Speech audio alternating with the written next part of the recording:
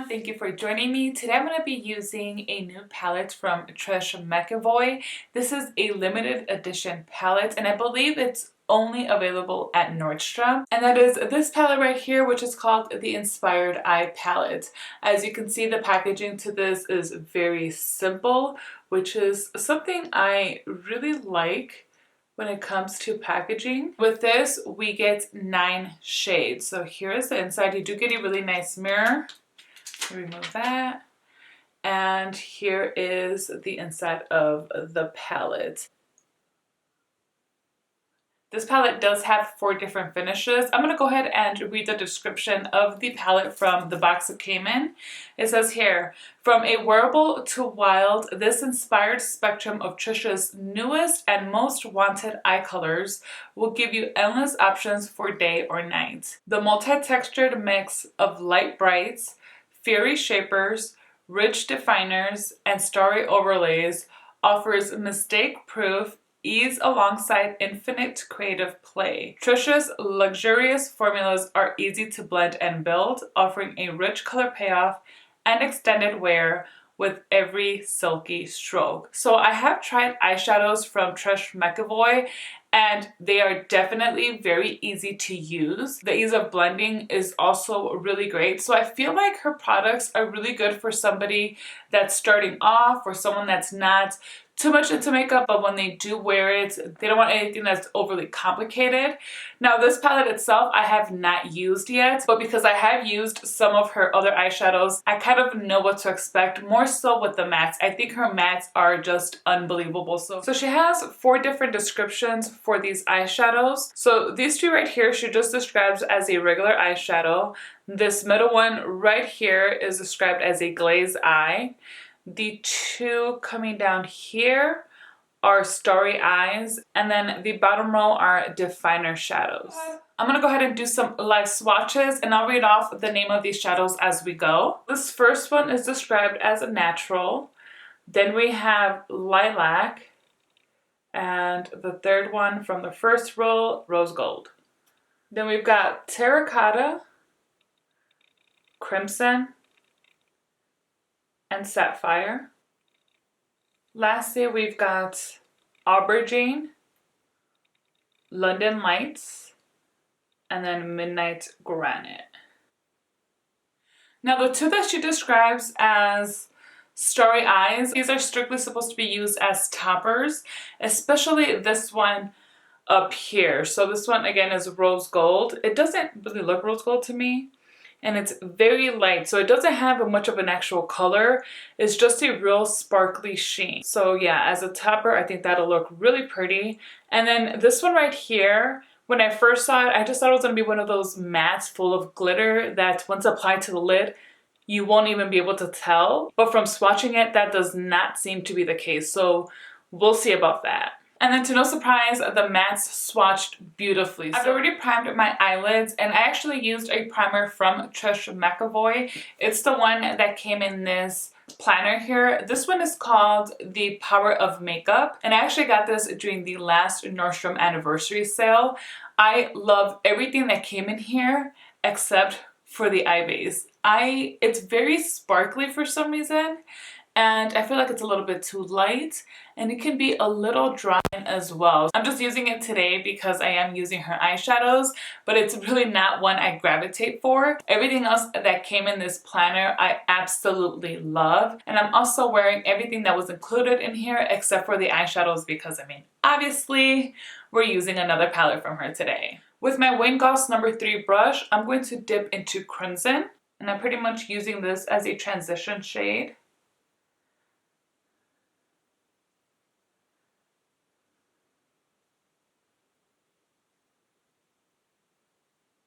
It's a really pretty color. Absolutely no surprise at how easy that was to blend in. Now sticking with the same brush, and let's go into this definer shade right here, which is called London Nights. And we're going to pack this here in the outer corner.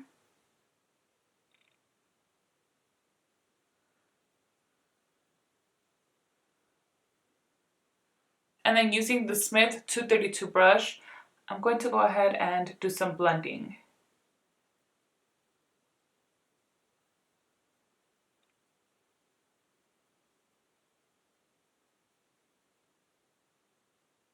With my MAC 239 brush, I'm going to pick up this lilac shade. This one's the only one described as a glazed eye. We're going to go ahead and add this onto the lid just to add a base to it. I'm not quite sure what difference that's going to make when I apply these other shades that I want to use over top.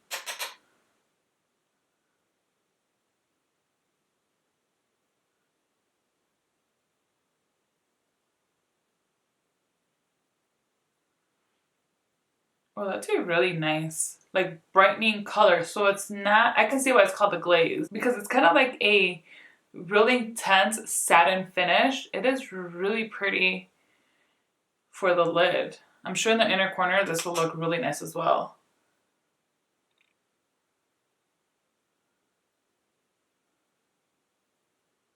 Now I'm gonna go over top this with this beautiful color here, sapphire shade right here. And this is one of the starry eyes. Sticking with this MAC 239 brush, I'm gonna see how it applies with this. If anything, maybe I'll need to go in with my finger or even a wet brush. Or maybe not.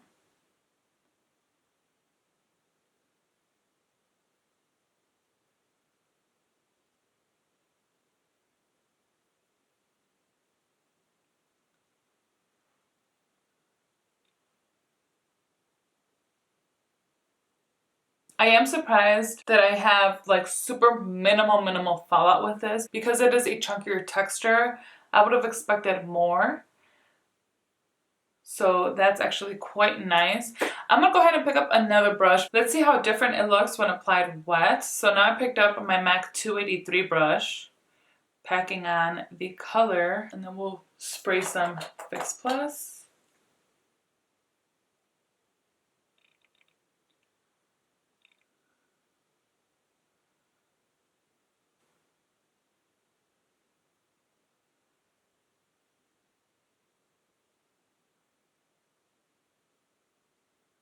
I feel like I have like a little patchiness going on right here, closer to the base of the eyelashes.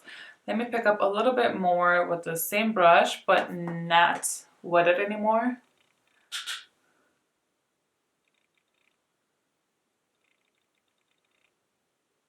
Okay, that's much better.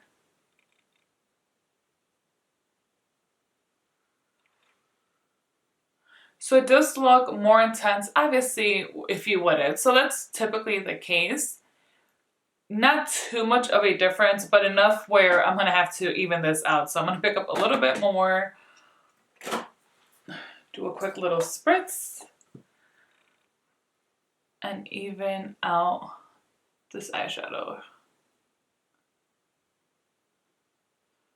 I think dry though, it looked really pretty. So you don't have to wet it if you're not somebody that likes to wet your eyeshadows. I typically don't like to, because I do find that they make my eyes actually look more wrinkly. But sometimes it just depends on the eyeshadow. So with this one, I would be quite okay wetting it. I just honestly don't find the need to. That is a cute color. Same brush, let's go into Midnight Granite. Now I'm not gonna wet this brush again. I'm just gonna tap this here in the outer portion of the lid.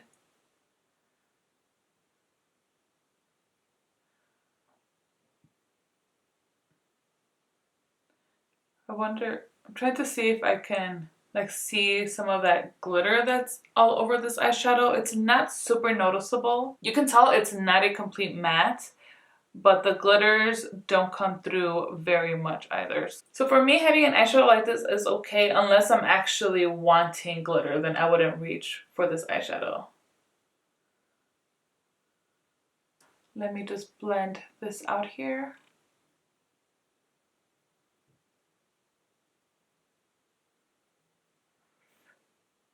And you know what? I feel like that actually gave me some more fallout, so be careful with these. Using Midnight Granite again, I'm going to line my bottom lash line. I'm really just going to add color like that, and then we're going to blend it out with another shade and a fluffier pencil brush. I'm dipping into aubergine. I do want to point out that there's a lot of kickback with these. I actually just had to clean my hands because when I go in there, let me see if I can show you guys. Can you see that? But you probably can see right there in the pan how much actually fell out. So you want to go in with a light hand. Because these eyeshadows are very soft, it's not necessary to go in there very harshly. Lightly dab your brush in there and it's going to pick up enough. So do be careful with that. Let me just wipe off. I have like too much in this brush now. So I'm just smoking out this bottom lash line, and then whatever's left, I'm bringing upwards to finish defining this eyeshadow look. To brighten the brow bone and do a little bit of cleaning up, we'll pick up this natural shade right here. And I'm using a MAC 213 brush. So just to see what this shade right here will do, I'm going to pick it up with my finger and layer this here in the center.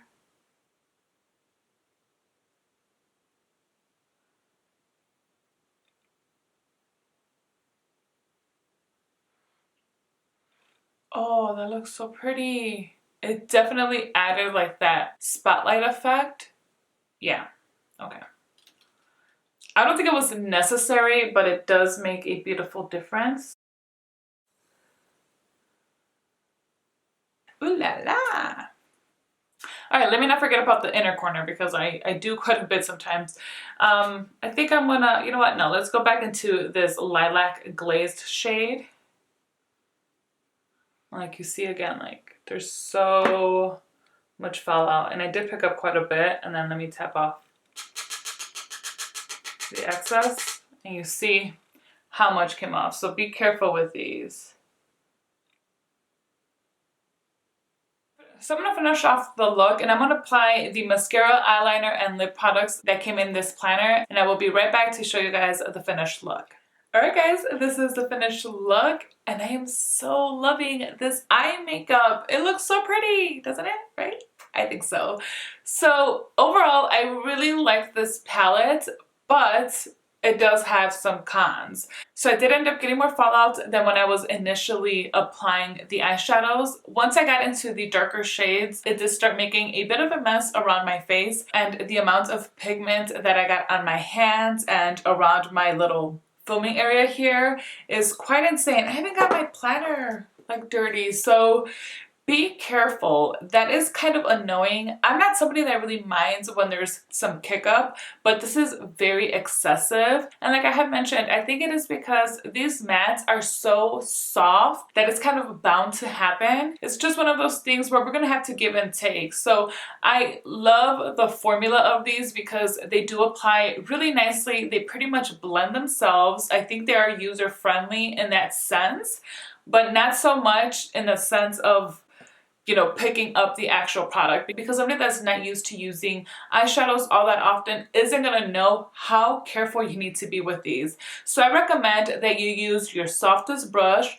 Natural bristles are probably gonna be best for this, or I know she has her own brush collection and I've never tried them myself. Now I'm going to assume that her eyeshadow brushes will work well with this. But other than that, everything else about this palette is really nice. It's one that I open up and I know immediately what colors I want to use together. I actually ended up using all of the shades in here except for this terracotta one, and I love these type of shades, so I will be using that in the near future for sure.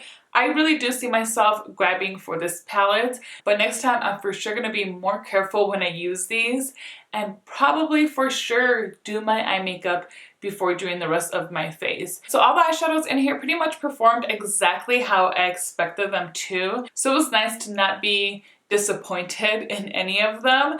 I knew with these shades I wasn't going to get a ton of pigment, so I was quite delighted that the sapphire shade here did apply more pigment than what I thought it would. I thought it was just going to be a very light base color with more shimmer to it, like more of that sapphire shimmer, but on its own I think it will look really pretty.